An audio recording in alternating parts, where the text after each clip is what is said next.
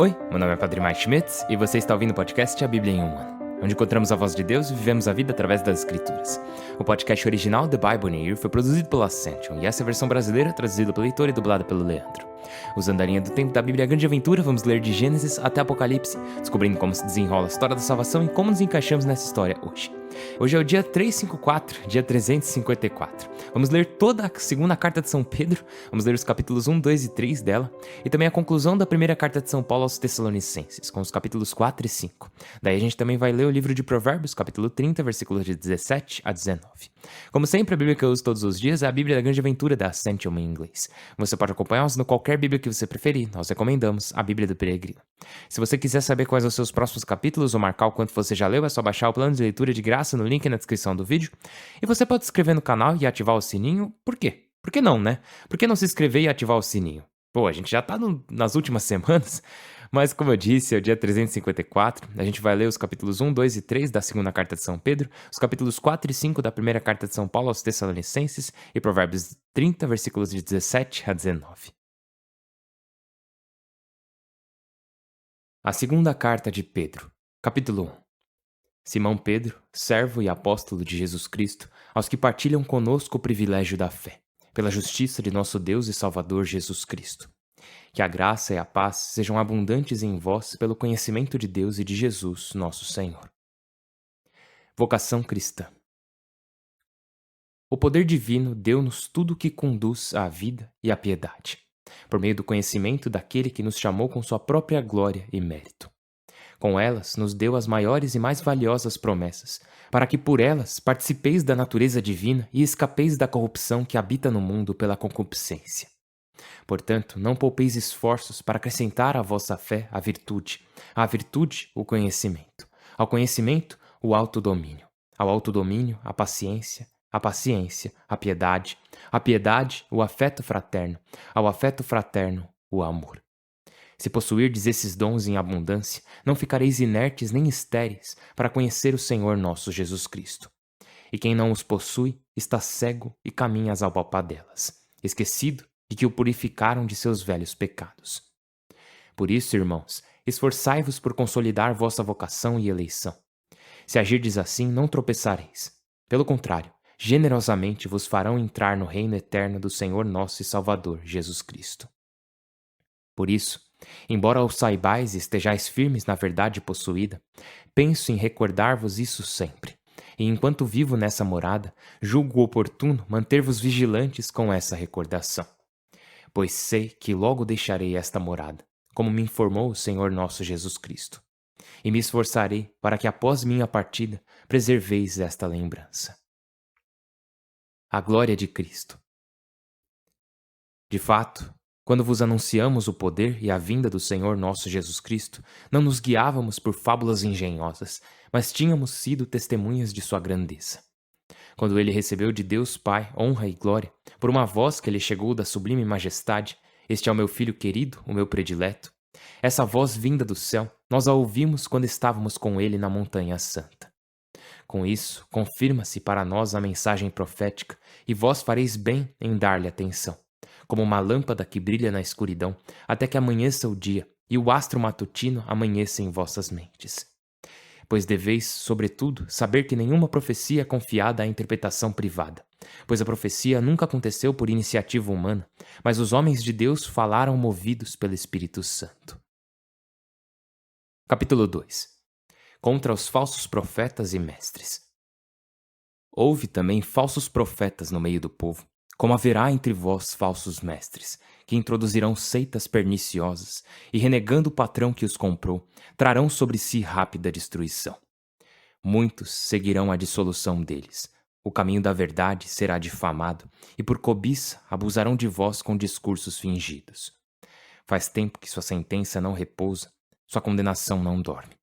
Se Deus não perdoou os anjos pecadores, ao contrário, os sepultou em abismos escuros, reservando-os para o julgamento.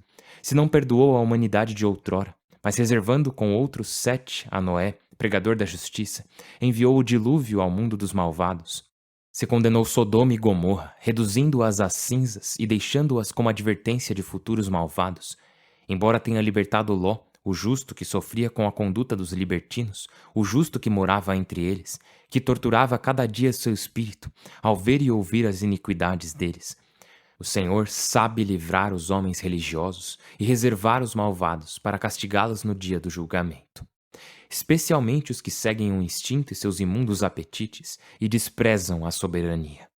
Audazes e insolentes, insultam os gloriosos, ao passo que os anjos, superiores em força e poder, não os acusam com insultos diante de Deus.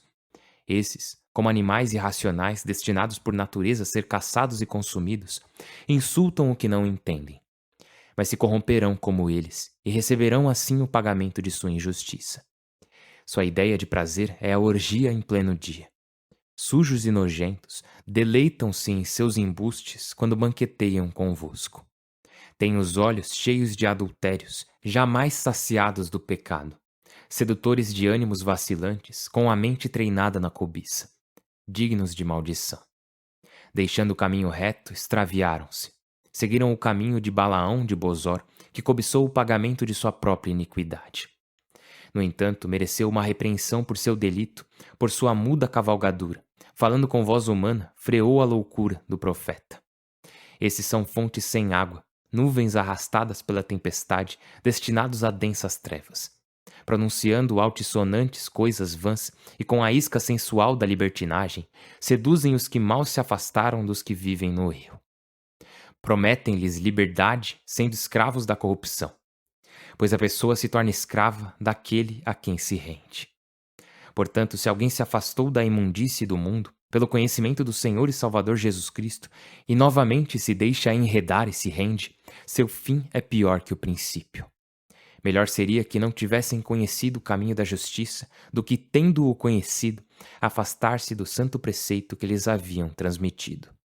Cumpre-se neles a verdade do provérbio: cão que volta ao próprio vômito, ou porco lavado que se revolve na lama. Capítulo 3. Atraso da parousia. Queridos, esta é a segunda carta que vos escrevo, para, relembrando, despertar as vossas mentes sinceras. Recordai o que anunciaram os santos profetas e o mandamento do Senhor e Salvador, transmitido pelos apóstolos. Antes de tudo, deveis saber que no fim dos tempos virão homens cínicos e caçoadores, entregues a seus apetites, que dirão: o que aconteceu com a prometida vinda dele? Desde que morreram nossos pais, tudo continua o mesmo desde o início do mundo. Está oculto a eles, porque querem. Pois desde outrora existia um céu e uma terra emergindo da água, e que no meio da água estava firme por meio da palavra de Deus. E assim, o mundo de então pereceu afogado. O céu e a terra atuais, pela mesma palavra, estão conservados para o fogo, reservados para o dia do julgamento e da condenação dos homens perversos. Somente isto, queridos, não fique oculto para vós. Para o Senhor, um dia é como 1000 anos, e 1000 anos como um dia. O Senhor não tarda a cumprir sua promessa, como alguns pensam, mas tem paciência convosco, pois não quer que ninguém se perca, mas que todos se arrependam. O dia do Senhor chegará como um ladrão. Então o céu desaparecerá com estrondo, os elementos se desfarão em chamas, a terra com suas obras ficará evidente. E se tudo vai se desfazer desse modo, como deveis ser vós? Na conduta santos e religiosos, esperando e apressando a vinda do dia de Deus, quando o céu se desfará em fogo e os elementos se derreterão abrasados. Segundo sua promessa, esperamos um céu novo e uma terra nova, onde habitará a justiça. Por isso, queridos, esforçai-vos com essa esperança para vos mostrardes na paz, sem mancha nem defeito.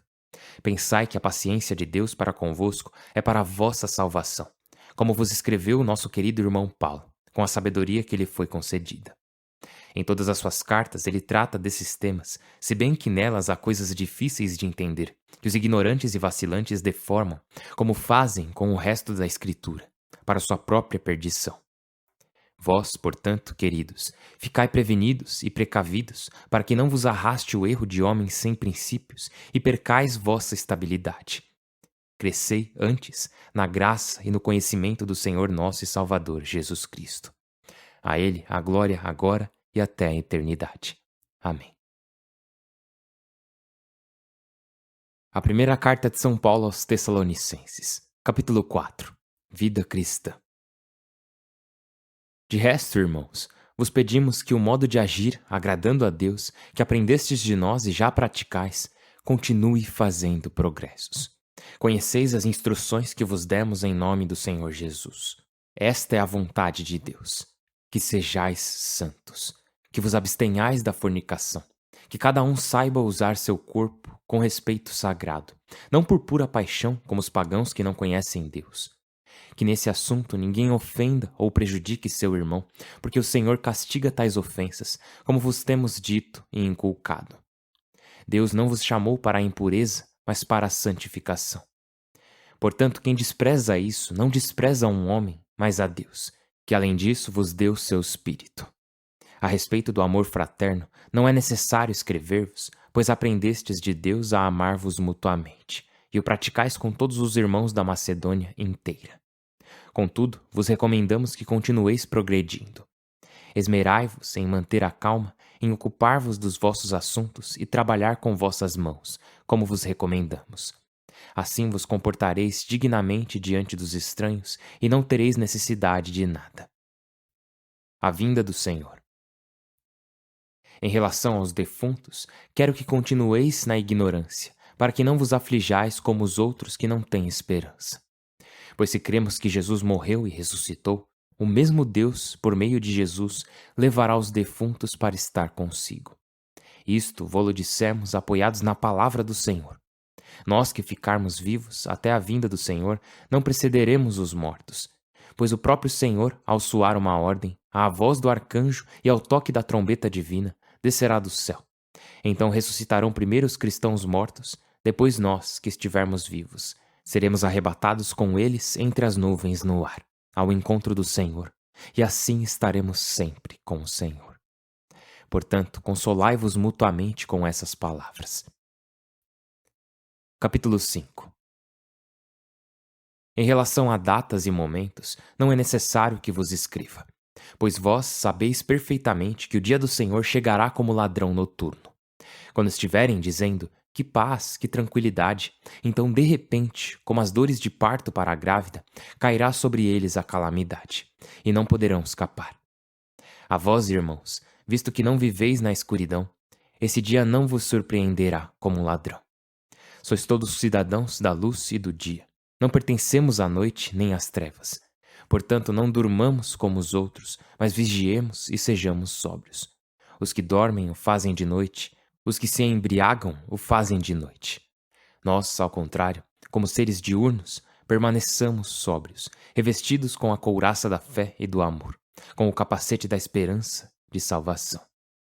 Deus não nos destinou ao castigo, mas a possuir a salvação por meio do Senhor nosso Jesus Cristo, que morreu por nós, de modo que, acordados ou dormindo, vivamos sempre com Ele. Portanto, animai-vos e edificai-vos mutuamente, como já o fazeis. Conselhos e saudações. Nós vos pedimos, irmãos, que tenhais consideração para com os que trabalham e vos governam, e admoestam em nome do Senhor. Mostrai-lhes um afeto particularíssimo por seu trabalho. Conservai a paz. Isto vos recomendamos, irmãos. Admoestai-vos os insubmissos, animai os deprimidos, socorrei os fracos, sede pacientes com todos. Cuidado, que ninguém pague o mal com o mal. Procurai sempre o bem entre vós e para todos. Ficai sempre alegres, orai sem cessar. Dai graças por tudo. É isso que Deus quer de vós como cristãos. Não apagueis o espírito, não desprezeis a profecia. Examinai tudo e ficai com o que é bom. Evitai toda espécie de mal. O Deus da paz vos santifique completamente, vos conserve íntegros em espírito, alma e corpo, e irrepreensíveis para quando vier o Senhor nosso Jesus Cristo. Aquele que vos chamou é fiel e o cumprirá. Rezai também por nós, irmãos. Saudai todos os irmãos com o beijo sagrado. Eu vos conjuro pelo Senhor que leiais esta carta a todos os irmãos. A graça do Senhor nosso Jesus Cristo esteja convosco. O livro de Provérbios, capítulo 30, versículos de 17 a 19. Quem caçoa de seu pai e recusa obediência à sua mãe, que os corvos lhe arranquem os olhos e os abutres os comam. Há três coisas que me ultrapassam e uma quarta que não compreendo: o caminho da águia pelo céu, o caminho da serpente na rocha, o caminho do navio pelo mar, o caminho do homem para a mulher. Pai do céu, nós te louvamos. Pedimos que, por favor, venha ao nosso encontro com tua graça, pois tu és bom, tu és Deus. Nós te amamos, pertencemos a ti. Tu nos resgataste da morte e nos trouxestes para o reino de nosso Senhor e Salvador Jesus Cristo. O Senhor nos trouxe para o teu reino, para a tua família. Nos ajude a viver como teus filhos amados. Nos ajude a viver contigo como nosso Pai. Nos ajude a viver como bons cidadãos do teu reino, cuidando uns dos outros, sendo responsáveis uns pelos outros, desfrutando de todos os direitos de um verdadeiro filho ou filha adotivo de Deus. Pai do céu, toda a honra e toda a glória a ti pelos séculos dos séculos. Pedimos que aceite nossa gratidão e louvor por Cristo nosso Senhor. Amém. Em nome do Pai, do Filho e do Espírito Santo. Amém. Então, aqui estamos nós, na segunda carta de São Pedro. Tem uma parte aqui que é... Bom, todas as partes, obviamente, são muito importantes, mas aqui no versículo 4, capítulo 1, Pedro diz o seguinte: com elas nos deu as maiores e mais valiosas promessas, para que por elas participeis da natureza divina e escapeis da corrupção que habita no mundo pela concupiscência. E essa passagem aqui, para que por elas participeis da natureza divina. Isso aqui é muito importante. Sobre o que Pedro está falando aqui? Ele está falando sobre o fato de que, quando somos batizados, quando nos tornamos filhos e filhas adotivos de Deus, nos tornamos participantes da natureza divina. Basicamente, nos tornamos uma nova criação. E assim, todos nós já ouvimos que no batismo nos tornamos templos do Espírito Santo, né? A gente já falou disso aqui, inclusive.